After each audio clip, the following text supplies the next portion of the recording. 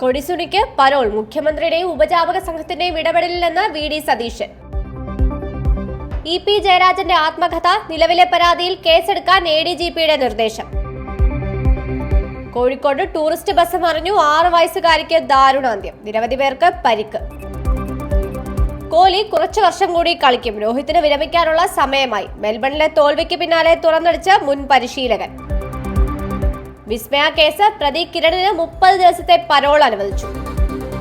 അണ്ണാ സർവകലാശാലയിലെ ബലാത്സംഗം, ഗവർണറുമായി കൂടിക്കാഴ്ച നടത്തി നടൻ വിജയ്. 4 പതിറ്റാണ്ടിന് ശേഷം ഭോപ്പാലിൽ നിന്ന് യൂണിയൻ കാർബൈഡ് വിഷമാലിന്യം സംസ്കരിക്കാനായി മാറ്റുന്നു. അട്ടപ്പാടിയിലെ മല്ലീശ്വരിയുടെ ഭൂമി സർവേ നടത്താൻ ഉദ്യോഗസ്ഥർക്ക് പോലീസ് സംരക്ഷണം നൽകണമെന്ന് സബ് കളക്ടർ. ഡൽഹിയിൽ പൂജാരിമാർക്കും ഗുരുദ്വാര പുരോഹിതർക്കും പ്രതിമാസം 18,000 രൂപ, വമ്പൻ പ്രഖ്യാപനവുമായി ആം ആദ്മി. ബീഹാറിലെ ഇരട്ട എഞ്ചിൻ ബി.ജെ.പി. സർക്കാർ യുവാക്കൾക്കെതിരായ ഇരട്ട ക്രൂരതയുടെ പ്രതീകമെന്ന് പ്രിയങ്ക.